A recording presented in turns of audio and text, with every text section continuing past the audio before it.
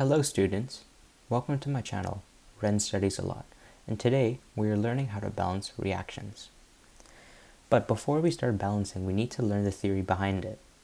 So, why do we balance equations in the first place?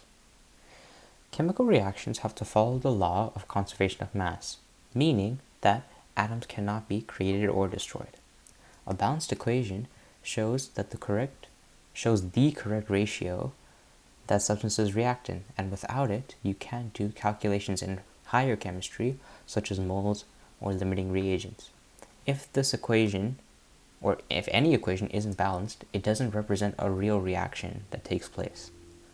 So, let's learn the rules of balancing chemical reactions. Okay. So, we have 4 easy steps right here. Step 1, write down the reaction equation. Sometimes it can be given to you, but if it's like a word equation, then you actually have to write it down. Number 2 is count all the atoms. Number 3 is add coefficients. And number 4 is recount the atoms. So let's do an example. H2 plus O2 equals H2O. So we already have our reaction here. It's written down for us. So that's step 1 done. Now we need to count the atoms. So let's do that.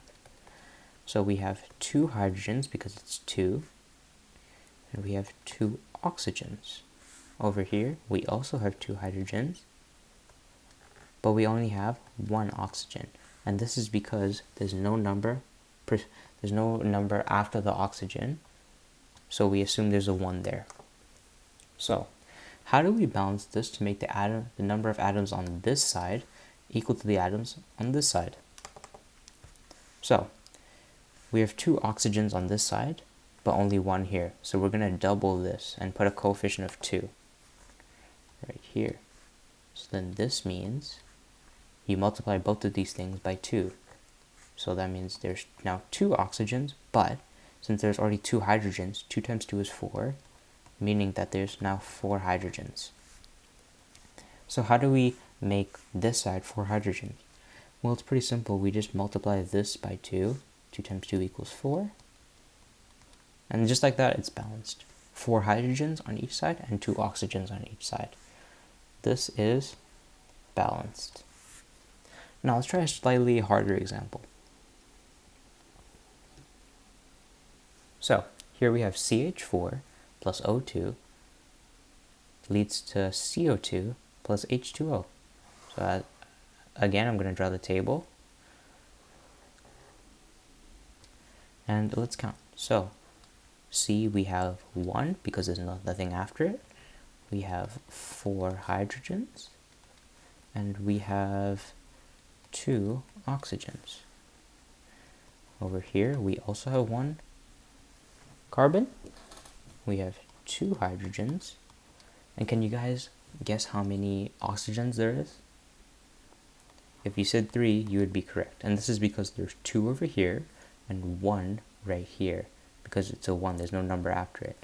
So you have 1 plus 2 equals 3. So there's 3 oxygens. So how do we make the hydrogens and oxygens equal? First, we're going to start by multiplying this by 2 because we need to get 4 hydrogens. So when we multiply this, we get 4. But there's also oxygen here, so we need to multiply the 2 by the oxygen as well. So we have 2 oxygens plus 2 times 1 equals 2. 2 plus 2 equals 4. So now we have 4 oxygens on this side. How can we make this 4 oxygens? Add a 2 right here.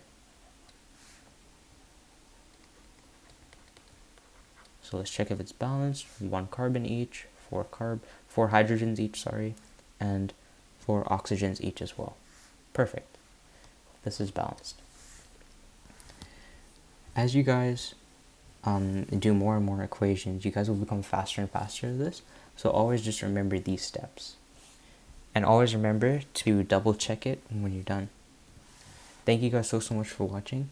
If you guys would like to see any other content relating to school, please just let me know in the comments, and have a good day. Bye bye.